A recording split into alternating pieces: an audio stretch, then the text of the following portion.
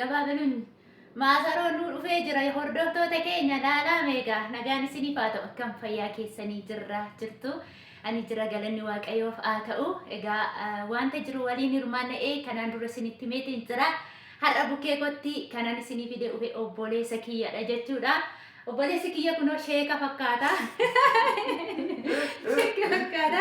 Mee nagaa isaan gaafa dhume nagaa gaafa uumaan Tole nagaa keessanii akkam jirtu hordoftoota Abeeloof nagaan waaqayyo lafa bakka jirtanitti isiniif haa ta'u. Hiriyoota Abeeloof kan taatan biyya keessaa walatti kan argamtan ammas dabaleen nan jedha nagaan dabalee isiniif haa ta'u. Waaw. Maashaallah irraa jedha. Innaa har'a waan inni naa fidee dhufe jechuudha isinittiin argisiisa. Tokkoffaa irratti akkuma beektanii maasaroo akka aadaa Wallaggaatti jechuudha. Maasaroon beekamaadha cororsaa. Akkas godhu borummoo cororsaa godhee isin argisiisa jechuudha. Waan inni har'a fidee dhufe hundasaa borummoo ittiin ejjedhee cororororororor godhee isin argisiisa jechuudha. Amma immoo inni biraa immoo maal yoo jettanii waan baay'eetu jira har'a dhugaa dubbachuuf. Amma madaamii ta'uun akka ajaa'ibaa namatti tola jechuudha.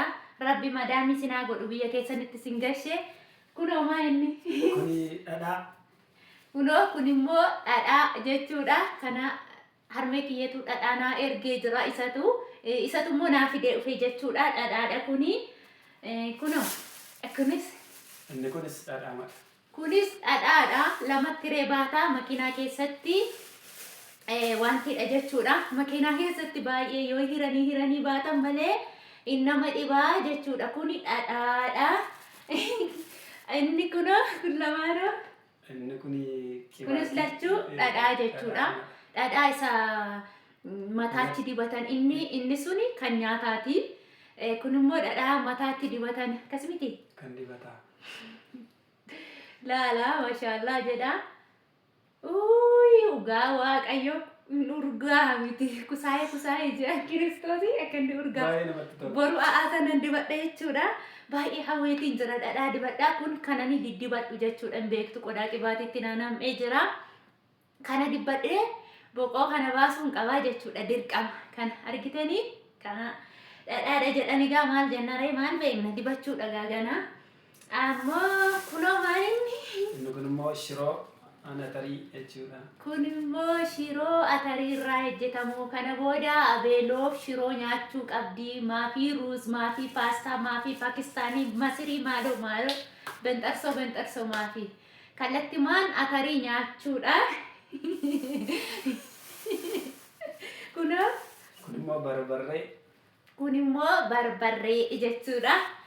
Hordoftoota keenya viidiyoo ko laayikii godhaa dhugaa dubbachuuf baay'ee tokko natti tolee na gammachiiseetiin jira jechuudha.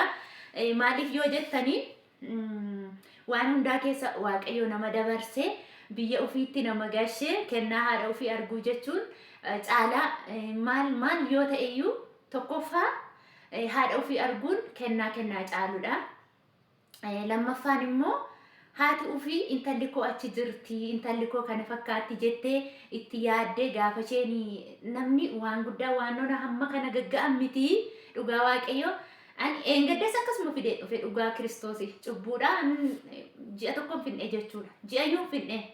Ji'ayyuun finne akkasuma waan hundaa waan ajjaa waan barbarree waan dhadhaa naxxaranii maal godhanii mana kiraatti deemtaa.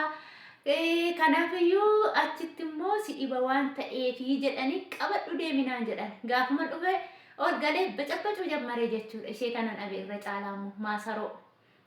Innaa amma immoo hin beektu achi keessa deemtee daakkachuu sorachuu hin qabdu gundoo beektu miti kan itti soran akkasumas immoo kan atariifaa wanti itti kakka'an mooyyee na hobcoo.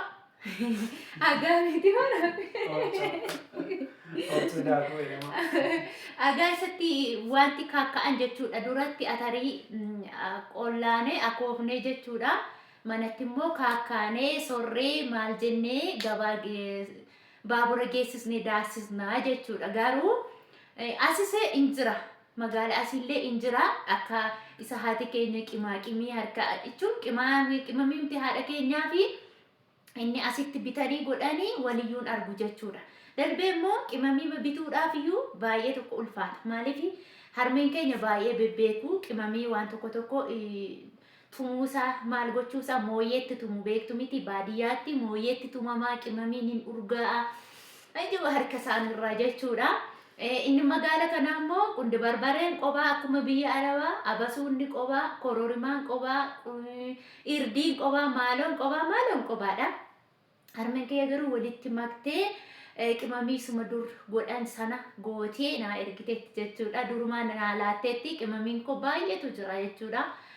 Yoo gara malee tures immoo gaariin ta'u amma firiijiin qabu ani. Kanaaf firiijii keessa yoo taa'e immoo dhamdhamni isaa yookiin xaamiin isaa sirrii miti jechuudha. Kanaaf isa baatee dhufes daandii amma kana guyyaa tokko guutuu daandii amma kana baatee dhufee Waaqayyo barasaa jireenya isaa haa eebbisu nagaa guutuu isaa siif haa laatu. Amin jettu gaaroftaa.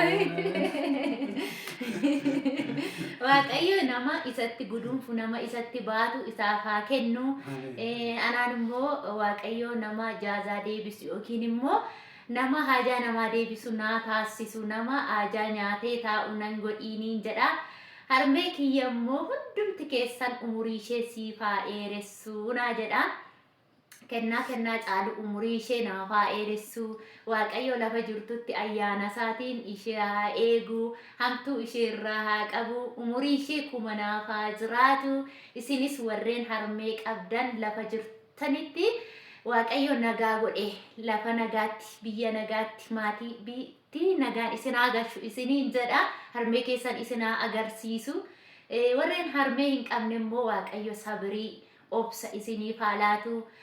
Haadha caalu fira haadha isiniif haa godhu isiniin jedha. Obboleewwan kiyya qaalii dhugaa dubbachuuf ani keessi kiyya baay'ee gammadeetiin jira jechuun maallaqa baaftee bitachuu dandeessa garuu kennaa harka haadha ofii yoo hamma kennaa harka haadha ofii otoo meeqa kumaatama qabaattee miliyoona qabaattee bitattee hanga kennaa haadha ofii kan namaa ga'u hin jiru jechuudha. Jechuun Waaqayyo nama godhee haati ofii kennaa as namatti ergu jechuu caala wanti nama gammachiisu hin jiru.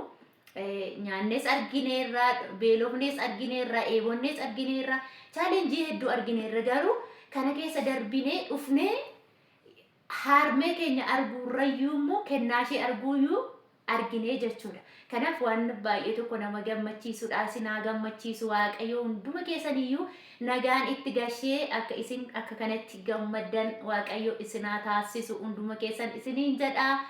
Turtii biraanii yookiin immoo viidiyoo biraan immoo wantoota har'aa kana keessaa immoo goonee susukkuumnee akkas yeroo goonu isin argisiisna. Nu duukaa ta'aa isiniin jedha. Viidiyoon keenya yoo isinitti tole immoo laayikii nu godhaa. Turtii gaarii nagaan tura. Bye bye.